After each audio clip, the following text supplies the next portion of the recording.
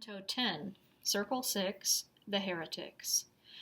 As the poets pass on, one of the damned hears Dante speaking, recognizes him as a Tuscan, and calls to him from one of the fiery tombs.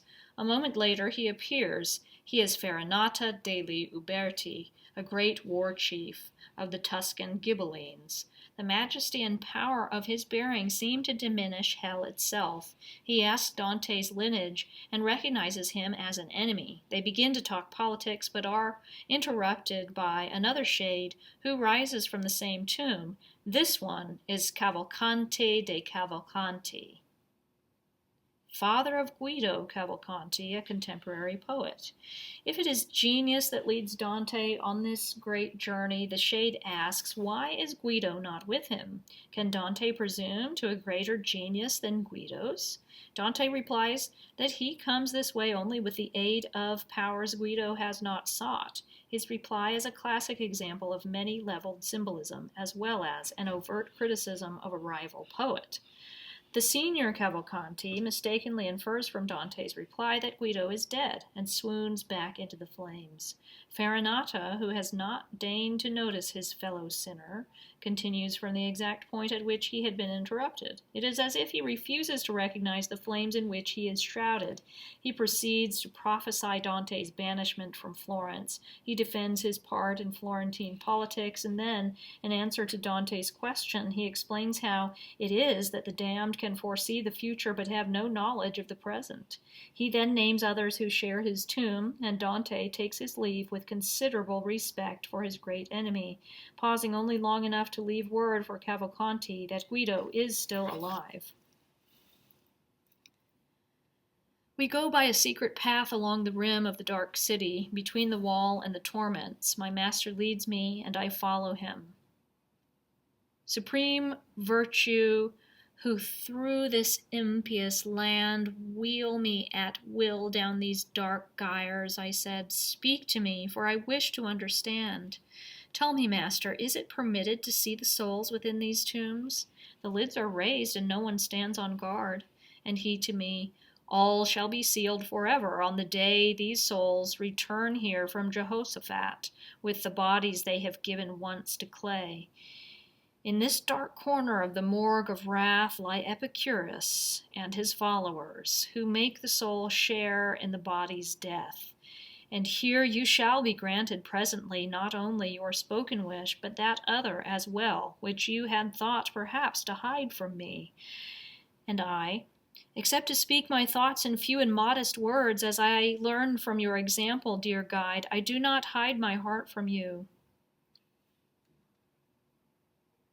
O Tuscan, why go living through this place, speaking so decorously? May it please you, pause a moment on your way.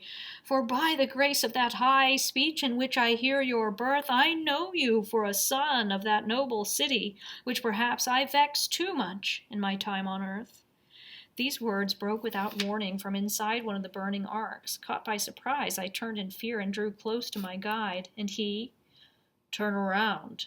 What are you doing? Look there. It is Farinata, rising from the flames. From the waist up his shade will be made clear.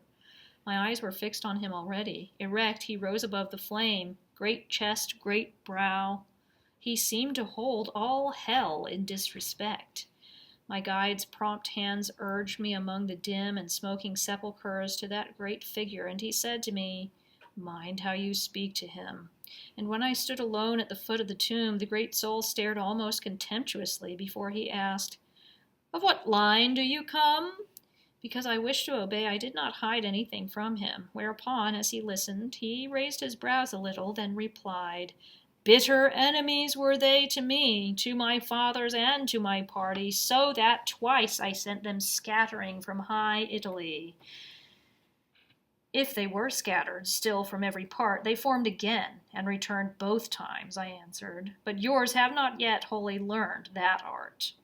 At this another shade rose gradually, visible to the chin. It had raised itself, I think, upon its knees, and it looked around me, as if it expected to find through that black air that blew around me another traveler, and weeping when it found no one there, turned back. And if, it cried, you travel through this dungeon of the blind by power of genius, where is my son? Why is he not with you? And I to him, not by myself am I born this terrible way. I am led by him who waits there, and whom perhaps your Guido held in scorn. For by his words and the manner of his torment I knew his name already, and could therefore answer both what he asked and what he meant.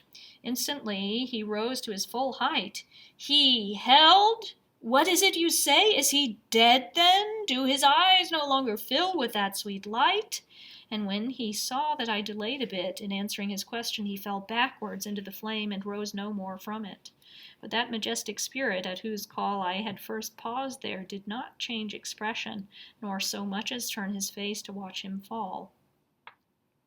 And if, going on from his last words, he said, men of my line have yet to learn that art that burns me deeper than this flaming bed, but the face of her who reigns in hell shall not be 50 times rekindled in its course before you learn what griefs attend that art. And as you hope to find the world again, tell me, why is that populace so savage in the edicts they pronounce against my strain? And I to him, the havoc and the carnage that dyed the Arabia red at Montaperti have caused these angry cries in our assemblage. He sighed and shook his head. I was not alone in that affair, he said, nor certainly would I have joined the rest without good reason. But I was alone at that time when every other consented to the death of Florence. I alone with open face defended her. Ah, so may your soul some time have rest, I begged him. Solve the riddle that pursues me through the dark place and leaves my mind perplexed. You seem to see in advance all time's intent, if I have heard and understood correctly, but you seem to lack all knowledge of the present. We see asquint, like those whose twisted sight can make out only the far off, he said, for the King of all still grants us that much light. When things draw near or happen, we perceive nothing of them, except what others bring us. We have no news of those who are alive. So may you understand that all we know will be dead forever, from that day and hour when the portal of the future is swung to. Then, as if stricken by regret, I said, now, therefore, will you tell that fallen one who asked about his son that he is not dead, and that if I did not reply more quickly, it was because my mind was occupied in this confusion you have solved for me. And now my guide was calling me. In haste, therefore, I begged that mighty shade to name the others who lay with him in that chest. And he, more than 1,000 cram this tomb. The second Frederick is here, and the Cardinal of the Ubaldini. Of the rest, let us be dumb. And he disappeared without more said, and I turned back and made my way to the ancient poet, pondering the words of the dark prophecy. He moved along, and then, when we had started, he turned and said to me, what troubles you? Why do you look so vacant and downhearted? And I told him, and he replied, well, may you bear these words in mind. Then pausing, raised a finger. Now, pay attention to what I tell you here. When finally you stand before the ray of that sweet lady whose bright eye sees all, from her you will learn the turnings of your way. So saying, he bore left, turning his back on the flaming walls, and we passed deeper yet into the city of pain, along a track that plunged down like a scar into a sink, which sickened us already with its stink.